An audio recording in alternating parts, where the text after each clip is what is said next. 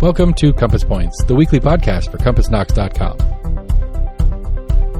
CompassKnox.com is your best source for news and politics in Knoxville and Knox County.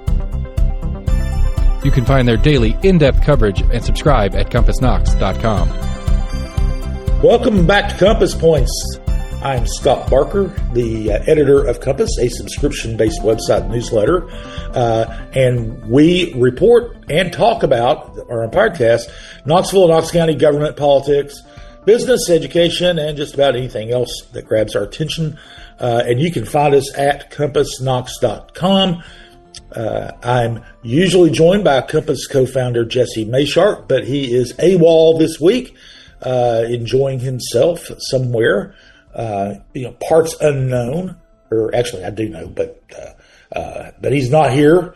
That's the main thing. And but you know who is here is Lord Seth Barber, our producer at Barbarian Productions, and we are taking advantage of technological wizardry, and I am remote as well. Seth is at the studio. Seth, how are you doing today, which is actually Saturday? We usually tape on Friday, send it out on Sunday, and it's Saturday. How's it going? Well, if any of our farming friends here in Knox County are having a lack of water issue, apparently it's just send me out of town for the week, and it'll rain while I'm gone. So I'll put a link to my Cash App or something, and so if you're a farmer and need me to get out of town for a couple of days so you can get some rain, just send me some money, and I'll take a couple of days out of town and get you some rain here in Knoxville. You don't barter for produce or anything? I mean, I will take cash or equivalent in other places. Just whatever works for all parties. I just want to make sure we're getting good produce out of our lovely farms here in Knoxville. And I was going to say, if you do want to know where Jesse is, just follow him on Facebook. He's a notorious vacation poster. No, that is true. That is true. And if you really care that much, see, I don't care where he is. He's not here. He doesn't exist. You're right. As long as right today. If he isn't here, he's not here, so it doesn't matter. Right. So anyway, you've given us the old weather or weather report. Rainy, and it has been. And you were gone this past week as well, were you not? I was. I did. I'm sunburnt and sandblasted. It was a very windy beach trip this year. Like not the normal sea breeze that's nice and comfortable, but it was blasting wind.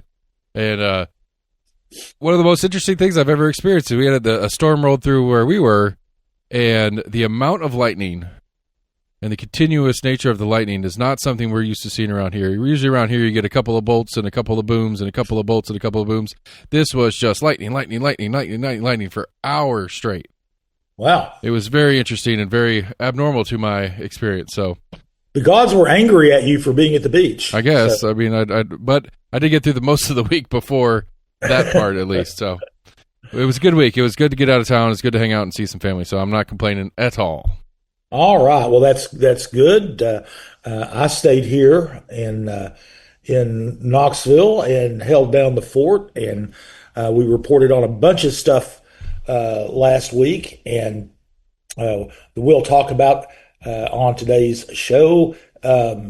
One bit of news that came to light was a county commission candidate, Justin Cofer, previously, it was a few years ago,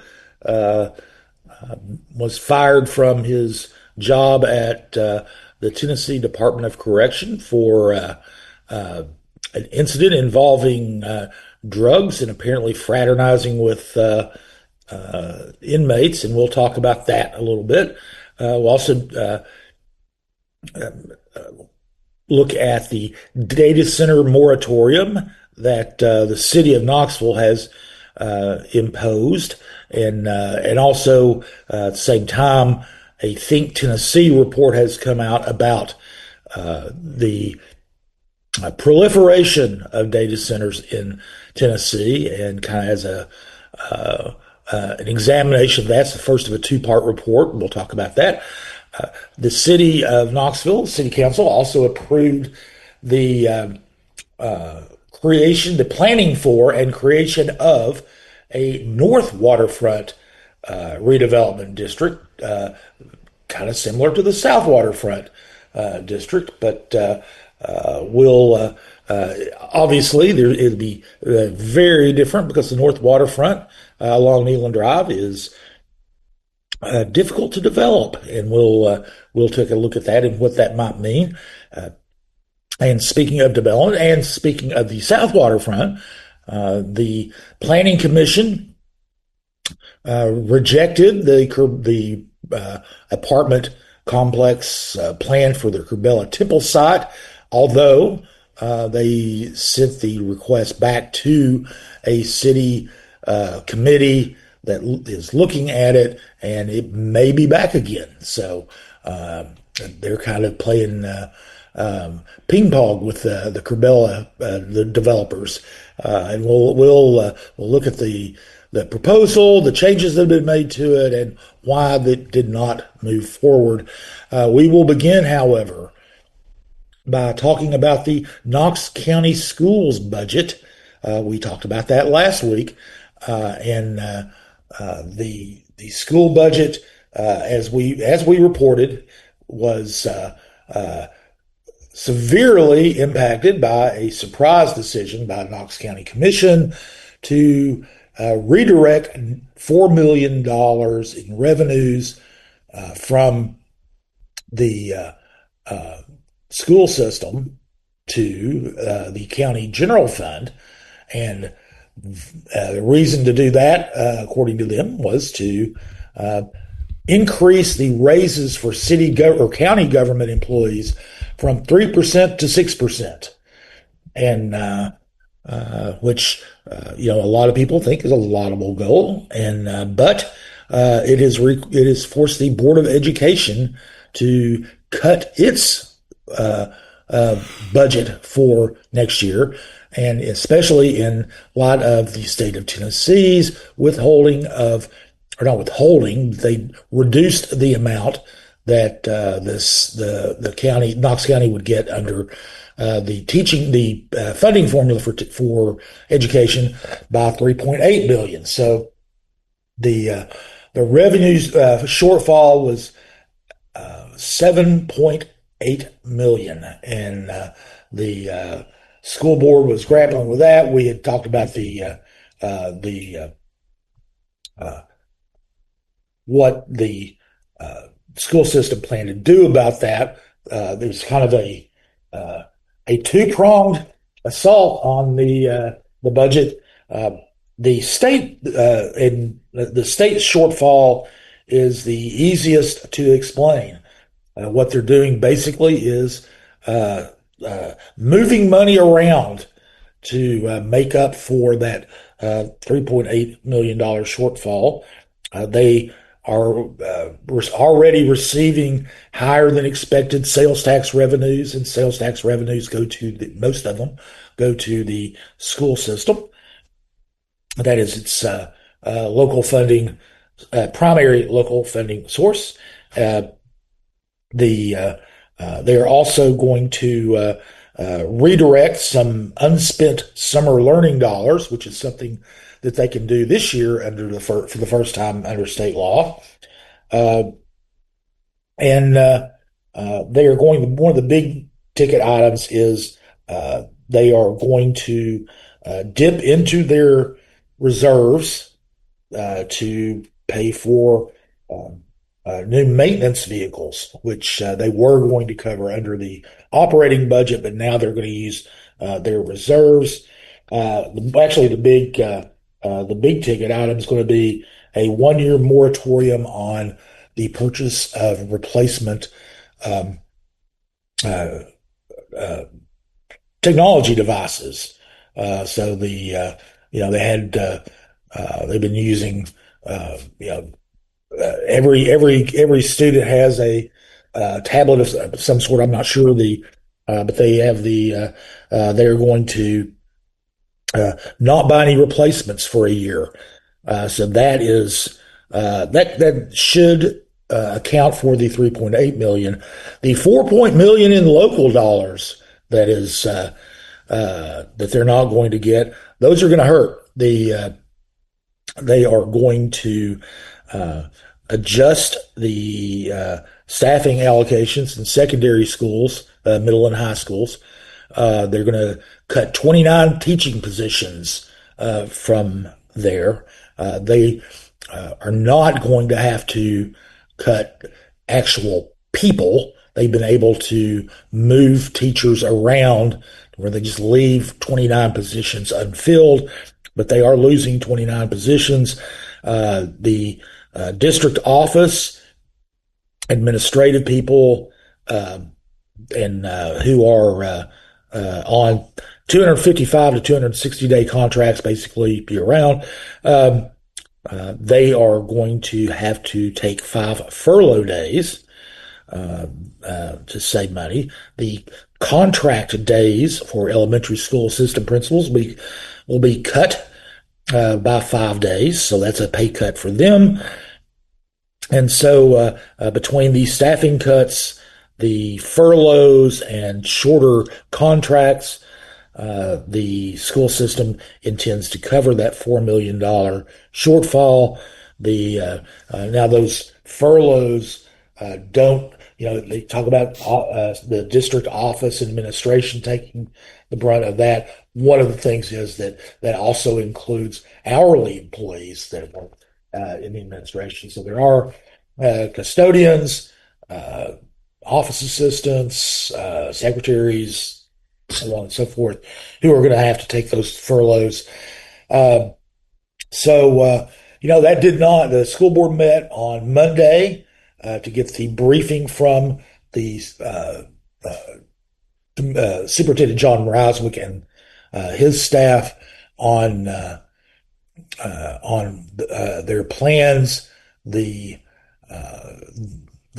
expressed a lot of frustration, as might be expected. One of the things was that they were not given any advance notice, because this is something that the school board always works with the county mayor's office and their finance department to kind of work out, okay, these are the revenues we should be expecting, so we'll budget accordingly. Then they submit their budget, which they've been working on with the county's mayor's office, to the county mayor's office. And so the mayor included, apparently Glenn Jacobs was fine with the school's budget request and put it in his budget without alteration. It was $717 million, which was up from $700.5 million in the current fiscal year, or last fiscal year. But the county commission kind of blindsided the school system. The school board members said they had no clue this was coming, and the school board, or the county commission, voted to take that $4 million in revenues away from them. That's the only thing the commission can do. They can control the revenues that go to the school system. They can't control actual line item spending, but they did redirect that $4 million, and the school board members were very upset about that. They had they talked about how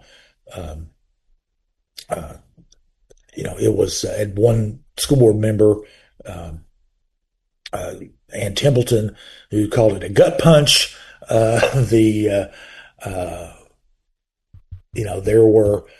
was a lot of bitterness there. Part of it was, as I said, they got no heads up. That was Steve Triplett's one of his big problems with it. But one of the one of the things that is coming out about this is that this isn't going to be the teacher reductions, the 29 positions they lost. It's not going to be a one-time thing. They only did it for 29 positions this year to try to ease the impact, because next year they're probably going to have to cut it by 3 or 4 positions per school. So that will be a very, if the projections go on as they are now, and the revenues for next year stay the way they are for this year, the way they are. Um, the but another thing, and one of the things that really griped the school board members was that the 6% raise that all county employees are getting uh, also goes to all the members of planning of the Knox County Knox County Commission. Um, they will get a 6% raise, and school board members whose salaries are tied directly to the salaries of county commissioners also will get a 6% raise. So they were really angry that they had to vote on a raise or vote to uh, cut jobs and cut pay for school employees, while they themselves would benefit from a 6% raise to their own salaries. Now, the salaries that commissioners and school board members make are not big. Uh, they have been the past year. They were 28,184. The Now with the 6% raise, they go up to 29,875. It's not a huge amount of money in the budget, but it is very symbolic, and they were quite uh, uh, dismayed that Catherine Bike, one of the school board members, said she was shocked and baffled by the decision. Betsy Henderson, who's running for county mayor, said it was disturbing. They Lauren Morgan also, brought that up as it being a particularly distasteful thing to have to do, to have to go and vote on this budget to cut employees' pay while they were themselves getting raises. So what they did decide to do something about that on Thursday uh, when they met to actually vote on the budget. They which they did. They went ahead and bit the bullet and um, uh, voted for it. Christy Christie, the board chair, said, hey, if we thought this was a good idea, we would have put it in it would have been the way the first time, when we approved our budget. And it's not a good, it wasn't a great situation for them to be in. One, um, Catherine Bike proposed uh, using 2.6 million of the district's reserve funds to restore those 29 missing positions. That was shot down, and of course, one of the principles of budgeting is you don't use your reserves for ongoing expenses like salaries. Those are reserves are used for basically emergency one-time purchases. The school system has 71 million in reserves. As I said earlier, they are going to be using a small portion of that to pay for new vehicles. Those are one-time purchases again. So they decided to adhere to those budgeting principles and not raid the reserves any further. Um, but the one of the realities of the school budget is that about 85% of it is on as employees. Only 15% or so are things that wouldn't affect employees, and a lot of those are fixed. A lot of things like school bus contracts, your utilities, things like that are they're kind of fixed costs are uh, You can't really touch those. So they're that 15% is it's kind of hard to find places to cut there. So you got to cut people, and that's exactly what they are doing. Actually, they're cutting jobs. They were able to manage to not cut actual human beings. So at least this year. Now, one thing is we said the school system or the school board members were angry about those raises. They did try to do something about it. They passed a resolution that Triplett presented that called for county commission to basically rescind the 6% raises for county commissioners and school board members, and to transfer basically an equal amount to the school system, so they could that would go to help mitigate the budget the cuts. No, it doesn't do much really. It would be would be a symbolic gesture, but they passed that unanimously. They had harsh words to say about commissioners who voted to approve that. Henderson, weighed in and said, it's politics at its worst, and that taxpayers, and teachers, families, students all deserve better.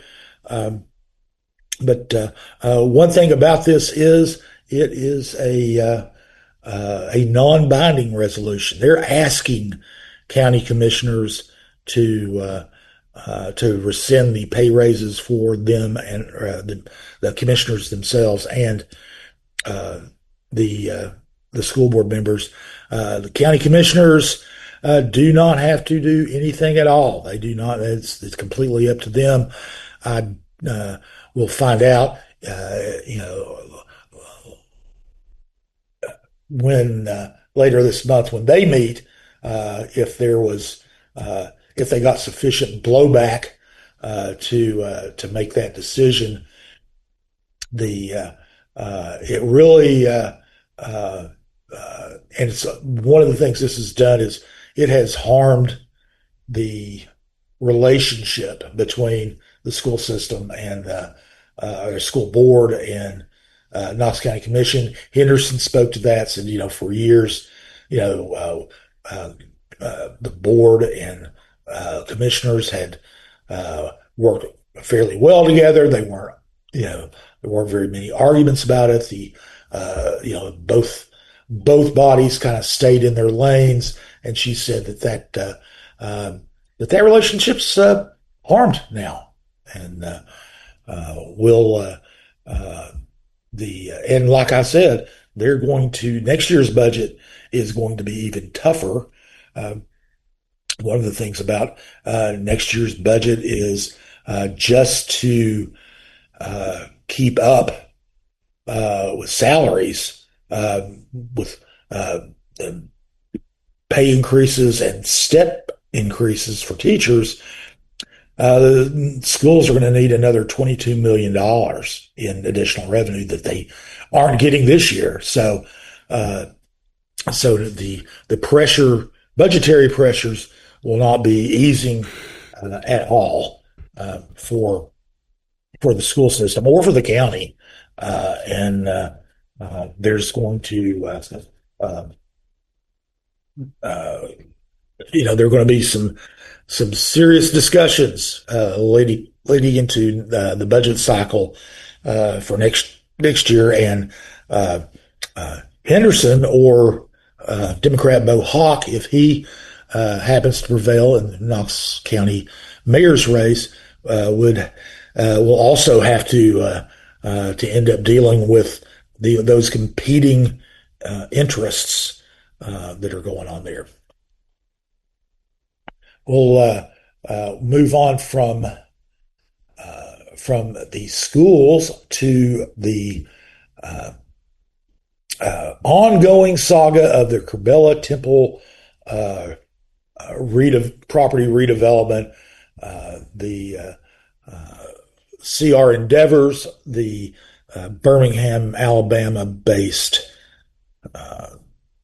developer, is they were before Planning Commission last week for the second time, or for the second time that they actually voted on this. It's been delayed over several months, many times. But they want to build a 217 unit apartment building on the site, which overlooks the Gay Street the Gay Street Bridge. It's South Waterfront. It is in the South Waterfront redevelopment area, which means it has to conform to the form-based code in the South Waterfront development, and the form-based code has got a special code. It's based primarily on the way the buildings look and how they fit into the fabric of the waterfront, not on their usage. So, this development, this property is so weird. It's, first of all, it's much larger than is allowed under the South Waterfront plan. It's divided into between two separate South Waterfront districts, so and that have different requirements. It's impossible to meet the form-based code requirements, because one easily identifiable one is the South Waterfront form-based code requires for large developments, requires you to have ground floor retail on the street, and on the street, pretty much just right there on the street. And you can't do that on this site, because at least from on the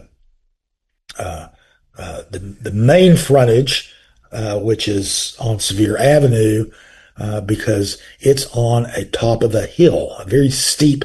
It's like a bluff right there. And I was going to go with cliff, but bluff works. Yeah. Yeah, it's more of a bluff. It's not a cliff. I mean, it's not straight up and down, but it's pretty darn steep. You certainly can't put any retail at the front of that property and expect anybody to reach it from Sevier Avenue. But anyway, because of all these things, any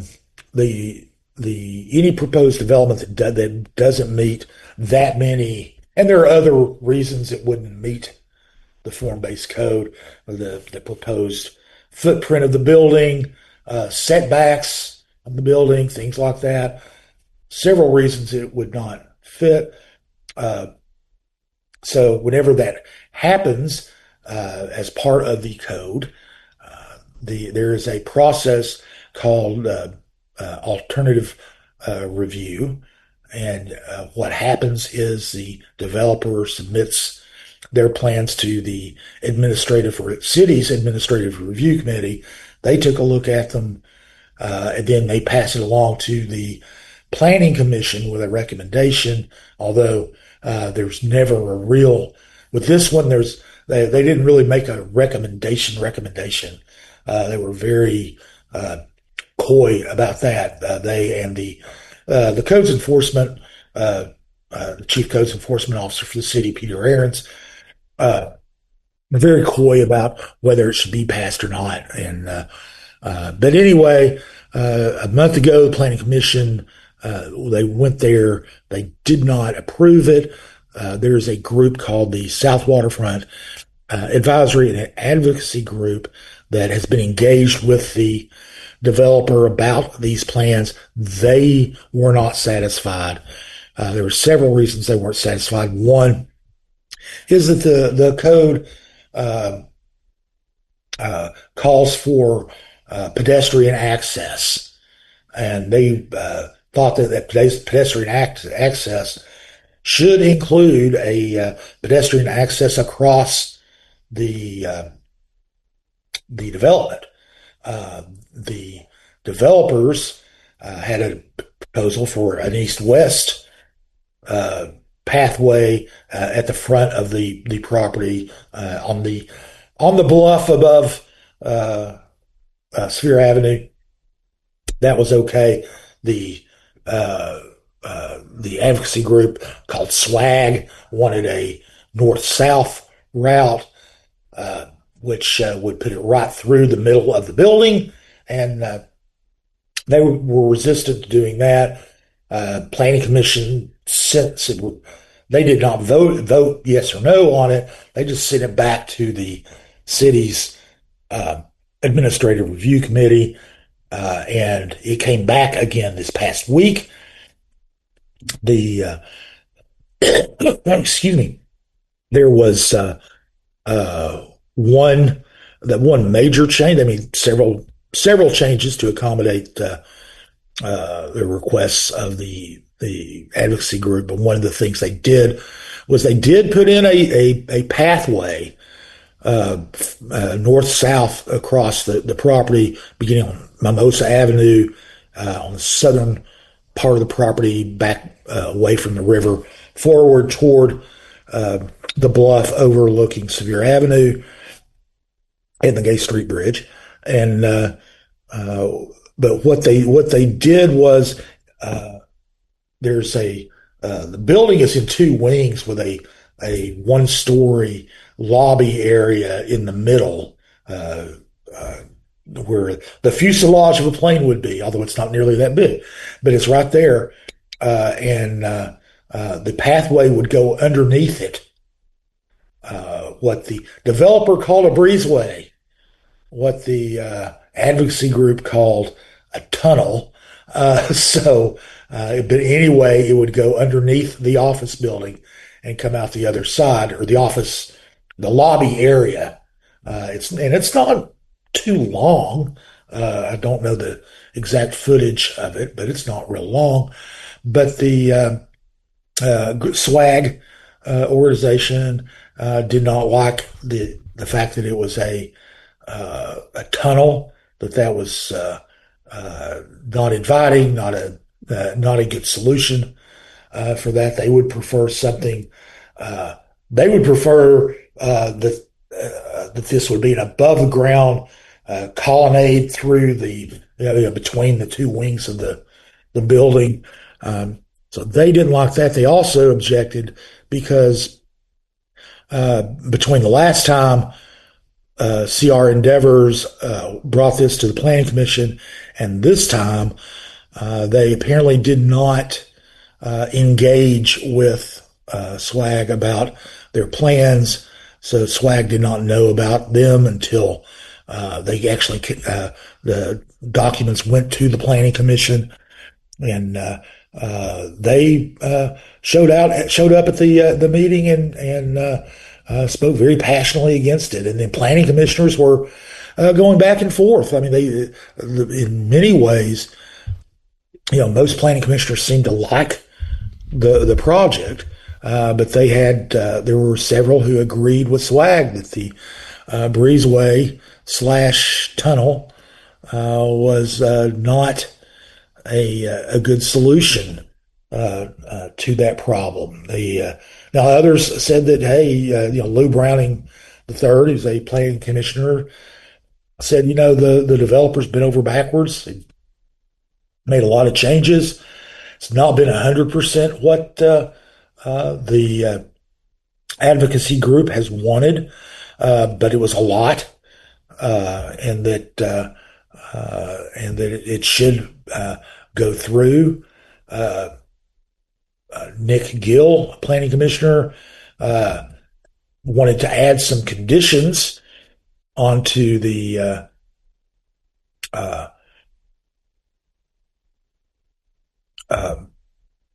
development, on including things like signage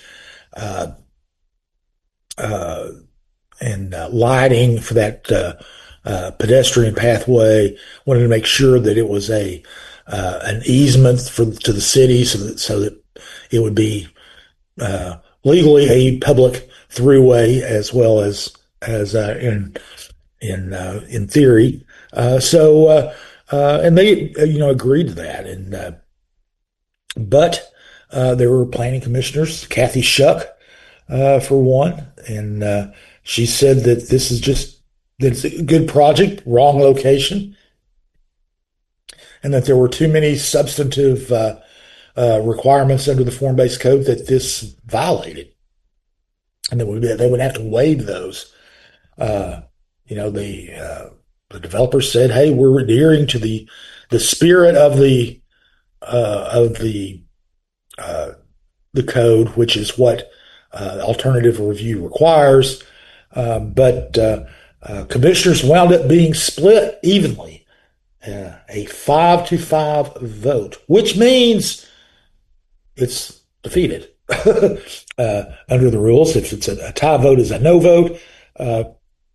So they rejected the proposal, but in an effort to keep the project alive, they then voted to return it back to the city's alternative review committee, and they're going to it's going to be there. If the developer still wants to play ball, they can come back and submit some new planning, a new plan, revise it yet again. It's very interesting. There's a lot of thought that they might just walk away. They've been turned out twice. They've been trying to come up with something, and from the developer's perspective, they feel like that and one thing that the chief operating officer for the company said was, the goalposts keep moving. You have wanted a pathway through our property. We gave you one, and it's obviously very frustrated. I was very frustrated after the meeting because I was going to ask if they were going to come back with more plans. He would not stop and talk to me. Nobody else with his team would talk to me. They wanted us to get out of there.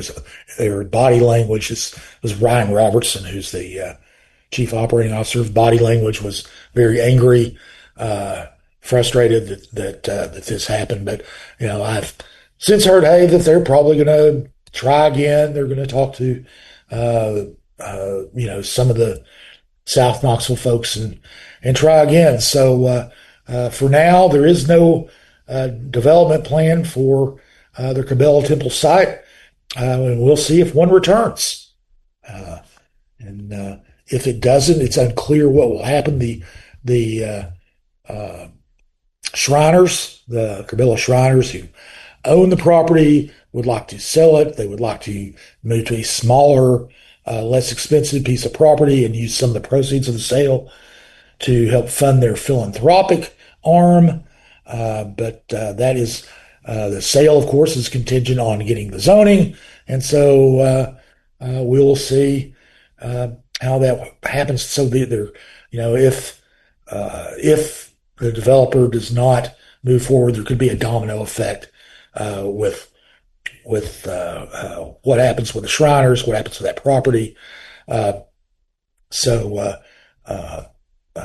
If they come back, well, imagine that they will try to come back as quickly as possible, because in development game, time is money. So maybe next month they'll be back and we'll be reporting on it again. So that's where that has fallen down on. Now, we were talking, this was all about the South Waterfront and the redevelopment area there. City Council voted on Tuesday to approve the formation of a waterfront district on the north bank of the Tennessee River. Where the redevelopment area would stretch from Maplehurst, the Maplehurst neighborhood, which overlooks the Tennessee River along Neyland Drive all the way to Third Creek. And that's, if you look on a map, just look down at the geography and you don't look at buildings. That's a pretty big area, but it's not. That's my question. Like, what areas are they expecting to be developed?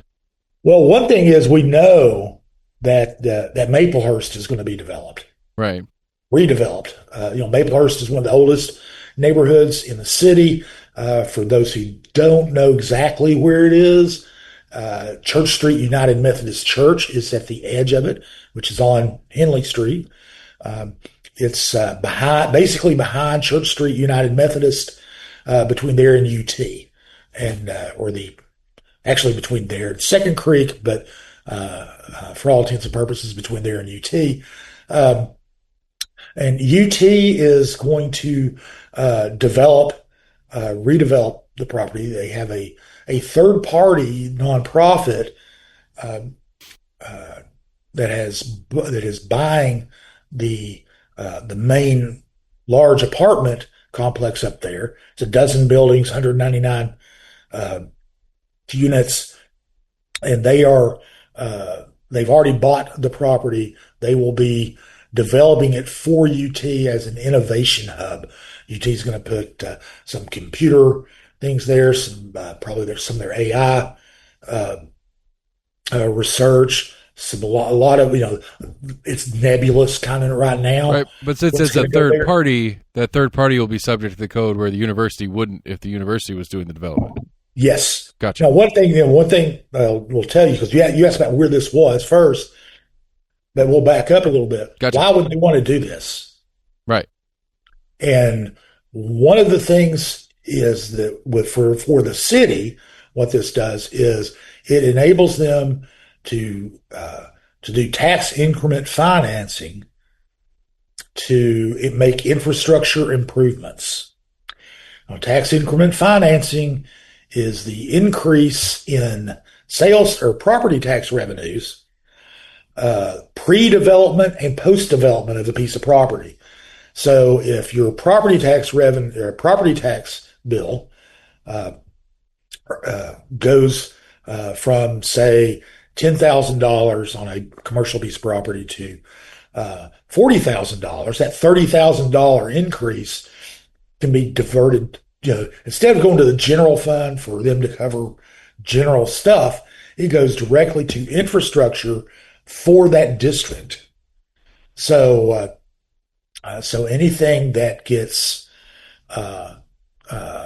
any wastewater, sewage, greenways, sidewalks, those kinds of things in that area from basically Henley Street to Third Creek would be paid for with this revenue stream.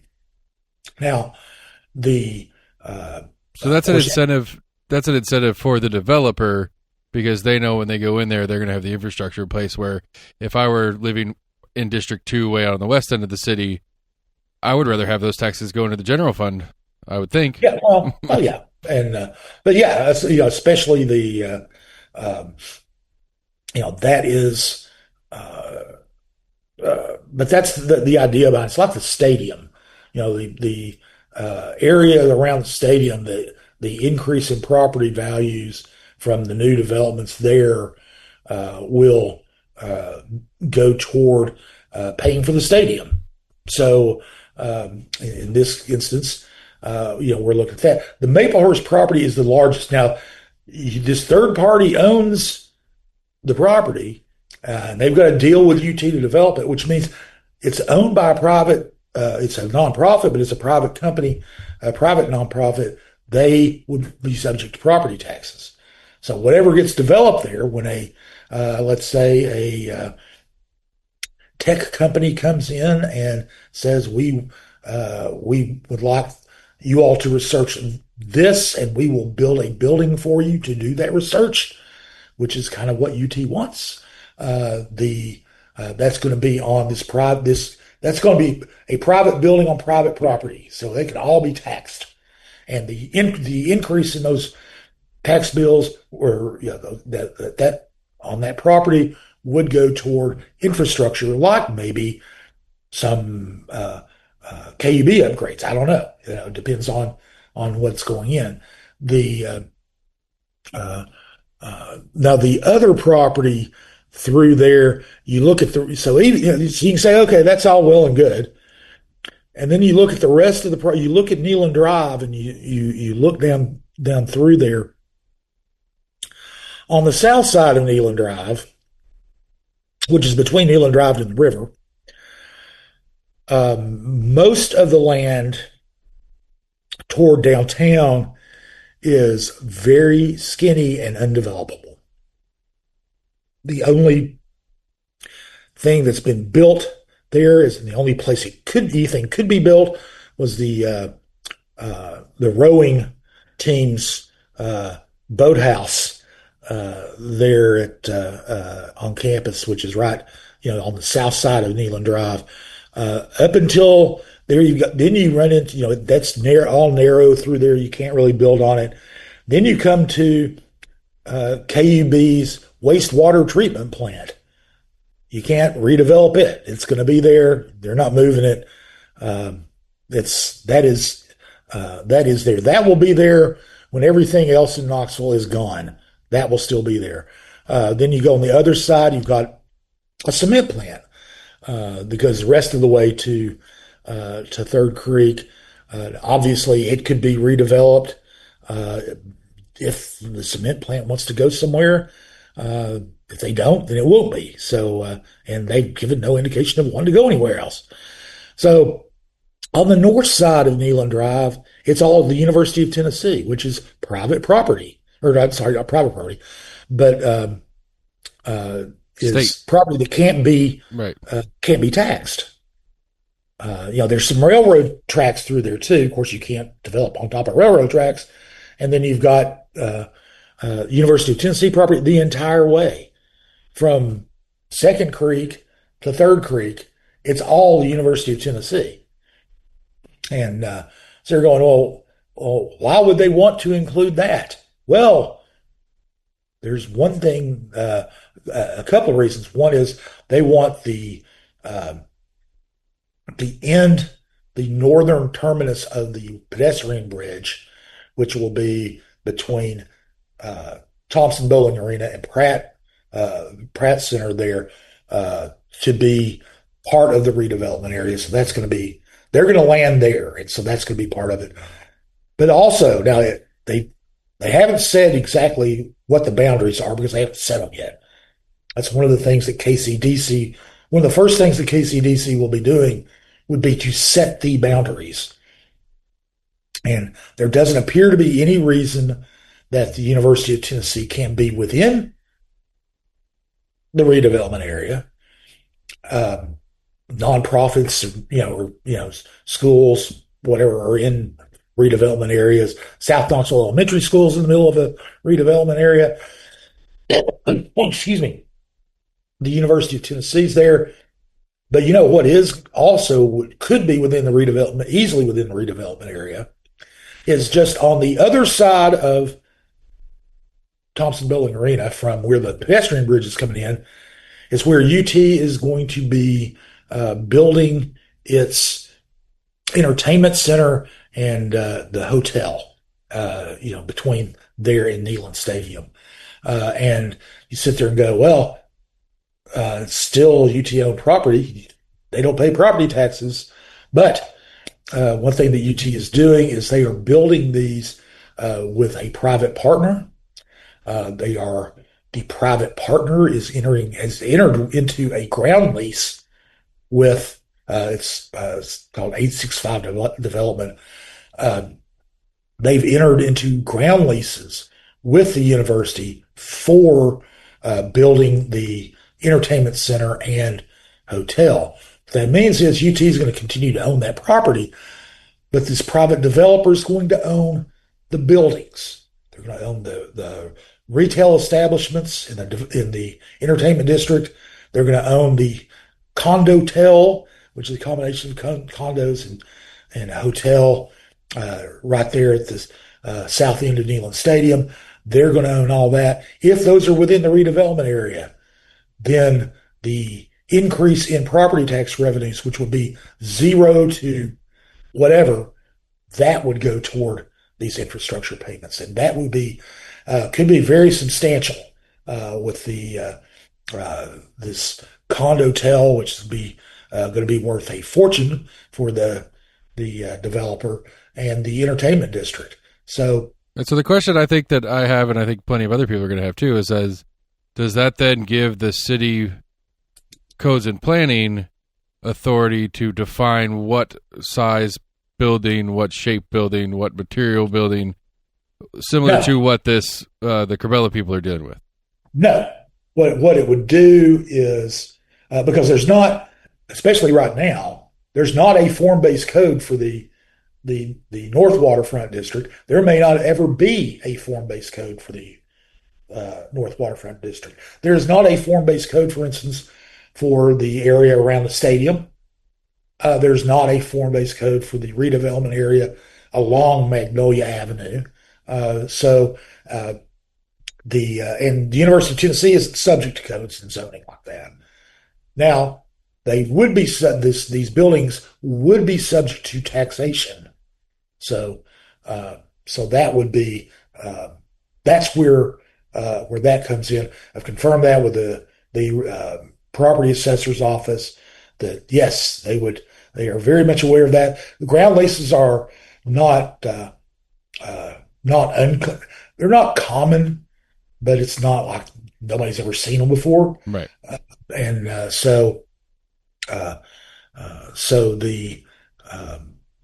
the property assessor's office said that they are eligible to be taxed. So there will be, I mean, whatever goes in there will be taxed. It's if it's included in the redevelopment area, would those revenues be dedicated to infrastructure improvements? But when you combine, even though almost nothing else along the waterfront is developable, when you combine what could come in Maplehurst and what is planned for the entertainment district and hotel, could be a pretty penny. And they want to really, the goal is to improve connections, obviously pedestrian bicycle connections between UT, downtown, West Knoxville, South Waterfront, all those things. So there are, there may be, kind of creative, there may be some creative greenway solutions in there. There may be ways to allow more pedestrians to cross Neyland Drive more safely than they currently can. Who knows? They may build a breezeway / tunnel under Neyland Drive. Who knows? But this, whatever they decide to do with this funding, would be in place to do it. So, I talked to Ben Bentley, who's the KCDC, Knoxville's Community Development Corporation, is actually going to be putting this together. It's not been approved yet. They're going to be they'll be setting the boundaries for this and other things that'll come out. There will have to be before it goes to city council for approval of the district itself, because all city council did approve this last week was planning. You can plan for it. We're good with that.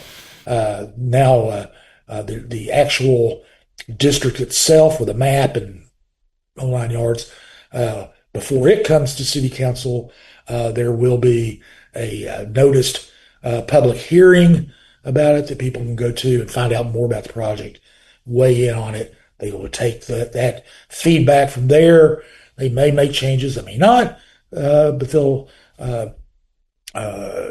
take that feedback and it will inform the report, if nothing else, and then they'll bring it to city council for an approval vote. That's one of those things that's going to take. It's one of those things that isn't going to happen. Nothing's going to happen overnight. but things are already planned there. I mean, one of the things about the South Waterfront, uh, for years, you had it was first approved in the mid 2000s, and so you had the recession, the Great Recession, which nothing was done in the South Waterfront area for years, or nothing of any scale was done for several years there. And then just in the last few years, a lot's been going on there, and a lot of development has here in Magnolia. Magnolia's redevelopment area has been in place for a year. Nothing's happened yet. Uh, so, so nobody should expect any tremendous changes from when this gets, and it'll probably be sometime later this year that uh, it comes before council. But then, you shouldn't expect anything anytime soon. And most of the property is already called for. UT will develop the Innovation District in Maplehurst at their pace. Of course, the entertainment district and hotel will be, it's supposed to go up, I think, 2028, I believe is when it's supposed to be uh, done. And then, producing more in property taxes. So nothing, and then like I said, the other property is mostly undevelopable. So, it'll be a while. That's true. They don't. No, I've never met a developer that moves at breakneck speed ever. No, well, it's what with developers. One of the things you got to realize is uh, they're getting ready to borrow a ton of money to do whatever it is they're going to do, because development is uh, a borrowing business, and so they're going to make sure that as much as possible is certain, because um, their bankers will demand it. I mean, that's one of the things that a lot of people don't realize that a lot of things that developers want to do, they have to do because their bankers require it. It's one of the things that people, um, it's not hard to understand, but they don't. It's not just immediately apparent. Is when the city uses uh, payment in lieu of tax agreements to help fund projects. Uh, they're not just giving something to developers just because they like a developer. The developer cannot get financing for a project unless their overhead is low enough for them to make enough money to pay back their bank. So, or to pay back their lender. So, that helps lower overhead so they can pay back their lender. Then they can get a loan. Without it, they don't get financing. They can't build it.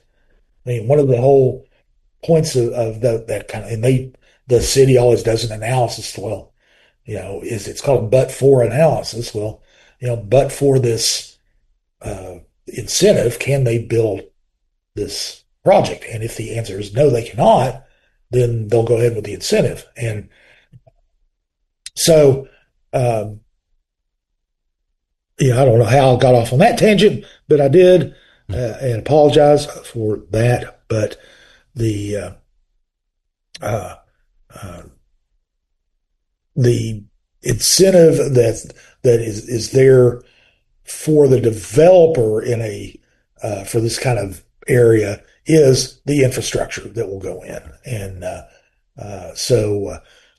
if UT needs more infrastructure for the hotel, and they might, there would be public infrastructure they might need, then this could help defray that. And so the city, it is one tool the city can use to basically make it's a way to make developers pay for the infrastructure that they need. Kind of a roundabout way to do it. So anyway, we'll be following that. So in a few months, when KCDC comes back, we'll have with the actual boundaries and all, we will have a plan we can actually dig into and have more details that we can find out. The uh, one other issue that the city council took on last week was a 1-year moratorium on the development of large data centers. The county has already done so. Both city and the county have asked the planning staff, Knox County planning staff, to come up with zoning regulations for zoning and land use regulations for data centers, large data centers, like other communities. They don't. There's been a lot of opposition to those data centers, but there's really no controversy about this. A lot of a lot of people are concerned about things like the amount of energy they use, the amount of water they use, the noise that comes from them. Basically they with water and energy, they pay for their water and energy like anybody else, but there is worry about the impact that has on the availability of electricity, the reliability of the power grid, things like that, because KUB does require that if you are an industrial customer, and this includes those large data centers, if you come in and you want to hook up to KUB's grid, you've got to pay for the infrastructure to do that. You've got to pay for the power lines. You've got to pay for the towers, especially their high tension towers. If you need a substation, you got to pay for the substation. And so the ratepayers don't, and then anyway, the council voted to approve that moratorium. And it's a 1-year moratorium until planning can come up with regulations and city council can adopt something. But one of the things that also happened this week regarding data centers is that Think Tennessee, which is a nonpartisan think tank based in Nashville, and they issued the first installment of a 2-part report on data centers. Just fortuitously did that this week.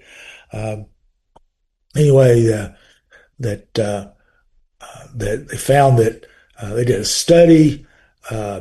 Energy consumption in the Tennessee Valley grew 7-fold between 2020 and 25, and that's enough to power 661,000 new homes.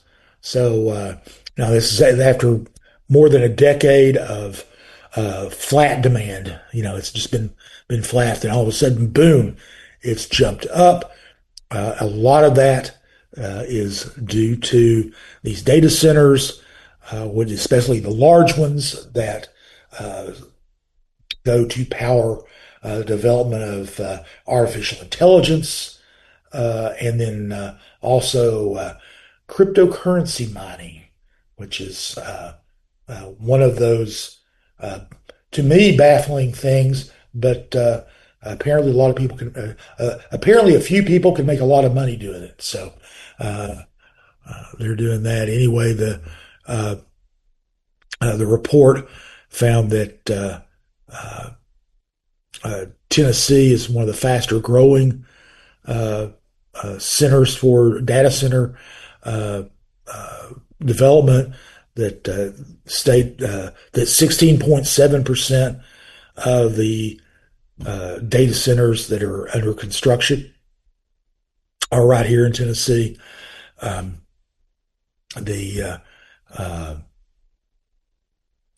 Planned or operational data centers will increase demand and up to the point of its 5.3% of TVA's net summer capacity. That's TVA. That's it.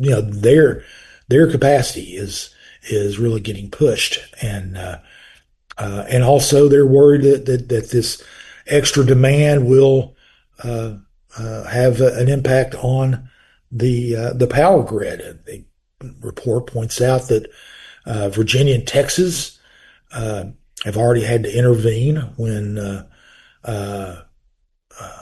these large capacity, when the capacity AI centers have added to the strain, usually on when things are really too hot or too cold, the way it is here. And that's a big deal because what that does is it kind of interrupts the electricity flow. When that's done, it costs an average of $35,000 an hour of lost economic activity. According to that, I don't know how they calculate that, but that's what they said. And so there are lots of concerns surrounding data centers, and this is the first part of a two-part report. And basically, this sets up the challenges. The next time the next report that comes out, or the second part of the report, we'll discuss policy strategies that state and local governments can pursue to address those challenges that data centers present to the community at large, the state, and Knox County. So we'll look for that report and bring that to you when it's ready.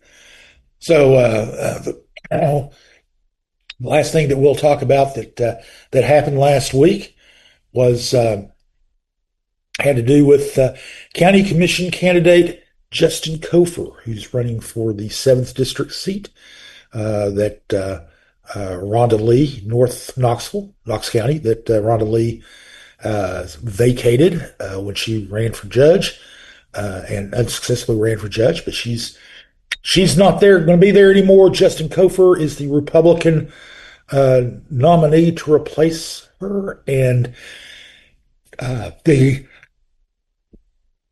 we've got to give credit where credit is due. My friend Allie Feinberg from the News Sentinel first reported this earlier this week, and we were able to confirm it, that when Cofer worked for at the Morgan County Correctional Facility complex in Wartburg, he was fired in 2017, and that he violated state law, one of them a drug law, and the state's code of conduct. She based her story on the Cofer's personnel file. We were able to obtain that personnel file as well. It was kind of didn't have a lot of details in it. There's some things you can infer from it. He was alleged to have been in violation illegally of Schedule 3 drugs. Now, Schedule 3 drugs are generally legal if you have a prescription. So apparently he did not have a prescription, and he had them in a prison, which is verboten. But these are things like steroids, testosterone, ketamine, Tylenol with codeine. Those are things that have to be. They don't have a real modest use of or risk of abuse, but they do require the prescription. If you don't have them, it's not legal to have them. He also was accused of conspiracy, which is also a violation of state criminal law. The and he was found to have violated both the Department of Correction policy and state of Tennessee's code of conduct, specifically the TDOC policy forbids fraternizing with prisoners. One of the allegations was that he had talked about uh, um, uh, soliciting prisoners for morphine and opioids. Or for, not sorry, not morphine and opioids. That's another incident with him. But with uh, uh, he had talked to them about obtaining drugs. So Cofer claims he did not do anything wrong. That he was set up by a prisoner who claimed that Cofer had a cell phone, which is also contraband and also against policy for a Department of Correction employee to have inside the walls of a prison. Now, he was not a guard. I'm going to say that. First of all, he was a recreation assistant. But nonetheless, they fired him in 2017 for that. There's no evidence in his file that he appealed that decision. As I said, he said that he did nothing wrong. Now, it turns out that this was the second time he'd had an issue with drugs, and the employment at the Tennessee Department of Correction. He previously had worked there, and he started out as a what they call a storekeeper. I'm not sure exactly what that person does in the prisons, but that's what he was. Then he became quickly transferred to be a recreation assistant. He had been hired in I believe it was 2008. And I'm sorry, he was 2008. He became an electronics technician in 2008 at the prison, first time at the prison, and he tested positive for morphine and opioids at a drug test. He resigned. He was not fired. He resigned, and he sent a letter. His resignation letter said that the resignation would enable him to complete treatment for a condition that he said dated back to when he had been deployed in Iraq during Operation Enduring Freedom. So it was a voluntary separation there. There's no explanation in the file about why they hired him back. One thing is, of course, that he did resign. He did resign voluntarily. It was for what he characterized as a medical issue that he'd been treated for. So it wasn't, it wasn't nearly as serious as what he was charged with or accused of in 2017. Now he's not been he was not charged with any crime that we're aware of, but he did lose his job, and now he's in Knox County and running for the 7th district seat, which is always kind of you hesitate to say always because it might be before your time, but during my time in Knox County, the last 30 years or so, the that district has been I'm sorry, he does not. I keep saying he was in the 7th district. I apologize. That's completely wrong. Wrong. and correction time. He's running for at-large seat 10, which is a countywide seat. But he's not in the 7th District in North Knox County. I apologize for that. Misspoke. That is, won't even talk about who's running for there because it's not them. But he's running for the at-large seat, designated 10. Larson J. currently holds it. He's running against Democrat Katina Sharp and Independent Ronan Cunningham. It's now again doesn't change what I was going to say about it being a pretty, historically a Republican seat. It was created in the wake of the Black Wednesday scandal when county commission's makeup was changed. It's a county-wide race, so but it's been in Republican hands since its inception in the late 2008, I believe was the first election that had an at-large seat. It's been in Republican hands the entire time. It's Cofer being a Republican. You don't know how that will affect it. Of course, this was, this was also almost 10 years ago. So you don't know how voters are going to respond to a drug incident and somebody losing their jobs because of that 9 or 10 years ago. But he's obviously still going to be.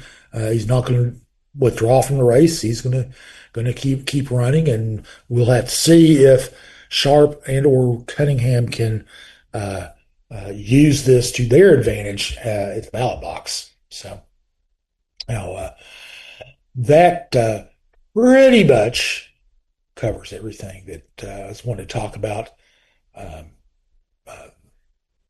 this week that happened last week. Of course, a lot more happened last week. We can't get to all that in the podcast, but if you are interested in Knox County, Knoxville government and politics, business as well. We didn't do a whole lot of business stuff this week, but you can subscribe to Compass at compassknox.com, and you will be able to have access to our feature stories on our website.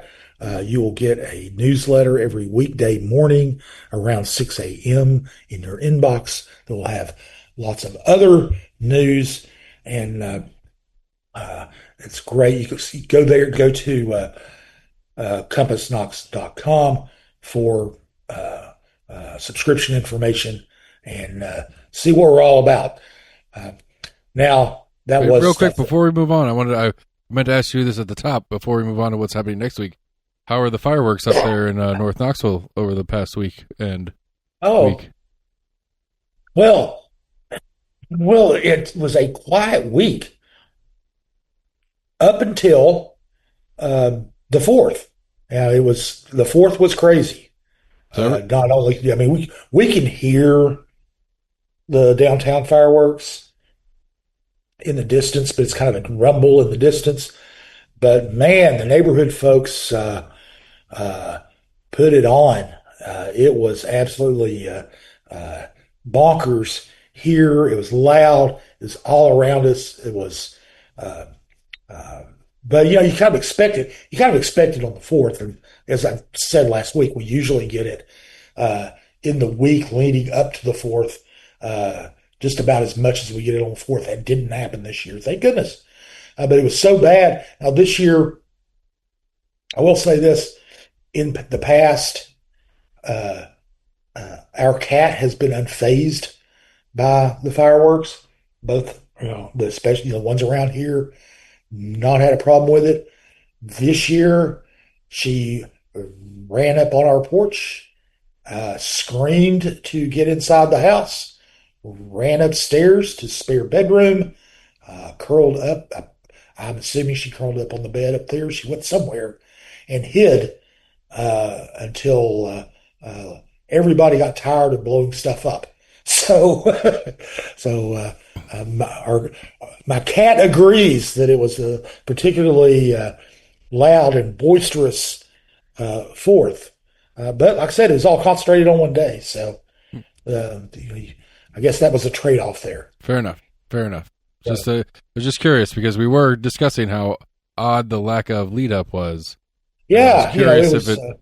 So just everybody just stockpiled and just did the day of. That's apparently so. Apparently so, because it was, and neighbors who were several of the neighbors who were closer to us set off lots of fireworks than they have in the past. I don't know if these might be people who are new. I mean, these aren't people who are like right next door that I would know, but a few doors up that I might not have realized or had moved in or something like that.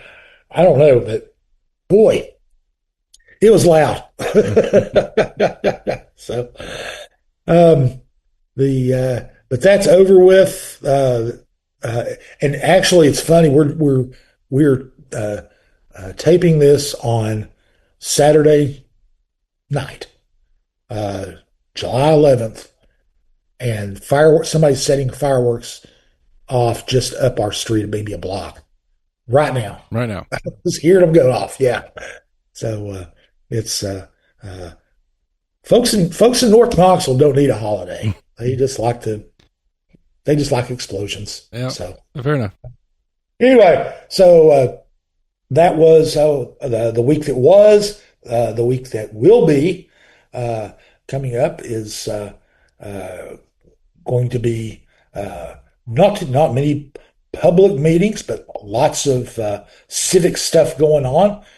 There are a couple of candidate forums. One on Monday at 6 p.m. At the Farragut Community Center, there will be a forum for the mayor's race in Farragut and the Board of Mayors and Aldermen race in Farragut. There are 2 seats on their Board of Mayor and Aldermen up for grabs, one in each of the 2 wards of the city. The mayoral forum will be at 6 p.m. And former Knox County Mayor Mike Ragsdale is going to be moderating it at 7 p.m. The forum for the moderator or for the alderman will be going on, and yours truly will be the moderator for it. As I said again, that's 6 p.m. Monday at the Farragut Community Center. Next Saturday, from 10 a.m. to 2 p.m. at Walter Hardy Park in East Knoxville, the League of Women Voters is throwing Voterpalooza, a kind of a fun family thing. They're going to have games and food and music and stuff, and also candidates will be there to have remarks. I'm not sure exactly what the format's going to be, but I will be there, and I'll be one of the moderators there as well. So again, that's Voterpalooza, Saturday the 18th, 10 a.m. to 2 p.m. At Dr. Walter Hardy Park in East Knoxville. And this sandwiched in between them is the beginning of early voting for the general election in Knox County. That is Friday. Polls will be open. Believe it's going to be 11 or 12 locations. I'm not sure exactly how many this time. The locations throughout Knox County, we'll just say. This is why you subscribe, because you get it in the newsletter on Monday. Yeah, you don't rely on my memory. You subscribe to us, we'll tell you where they are. Also, the knoxvotes.org, which is the Election Commission's website, has that information. They have lots of information there. We'll have the Knox County general election, the aforementioned Farragut municipal election. we'll have the state and federal primary elections. So there's going to be a lot on the ballot. You've got, we have the U.S. representative seat will be on the ballot. Tim Burchett is up for re-election, and his seat's going to be on the ballot. We're also going to have the governor's race on the ballot. We've got all kinds of legislative seats. You've got all kinds of. It's just going to be plan on spending some time in the ballot box, filling out your ballots, because there's lots of stuff going on. A lot of races to be decided. The big race for the county general election is the county mayor's race between Henderson and Hawk. We've already talked about that. We've got several county commission seats. We've got school board seats. We've got the trustee's office. There's all kinds of political stuff. You can really, really exercise your right to vote in the next few weeks in Knox County. You can do it early, during the early voting period, beginning Friday, or you can do what some people do. I do. Wait till Election Day to vote. Election Day is August 6th, which is a Thursday. So if you want to get there early, it makes a lot of sense to vote early. You can go ahead and vote, and that way that if for some reason you get you have to travel out of town for whatever, some unexpected reason, you will already have voted. There are lots of reasons to vote early. It's usually quicker to vote early. You can vote wherever you want. You don't have to go to a specific place. Lots of reasons to vote early. I just like to vote on Election Day because I like to think of Election Day as kind of a holiday. So something we should celebrate. And anyway, whatever your feelings about that, they don't matter as long as you vote. So we encourage everyone to get out and vote. We will have election coverage in Compass. So if you're a subscriber, you will get a lot of information in there before you go to the ballot box. So that is it for this week for our episode of Compass Points. We will be back next week with another. Hopefully Jesse will show up and grace us with his presence again. So anyway, I want to thank Will Rock for providing music for us. Big thanks, as always, to Lord Seth Barber for his intrepid engineering prowess. One of my big regrets this week is I don't get to enjoy the cold marble under my bare feet in his studio, but hey, maybe next week. Anyway, that's it. We will be back next week with another installment of Compass Points. CompassKnox.com is your best source for news and politics in Knoxville and Knox County. If you'd like to learn more about the topics discussed on today's podcast, go to CompassKnox.com and subscribe for in-depth coverage and much more.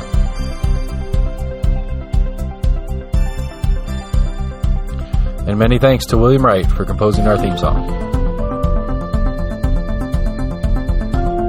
Compass Points is a partnership of Barking Shark Media and Barbarian Productions, and recorded by Lord Seth A. Barber at Barbarian Studios, Knoxville, Tennessee.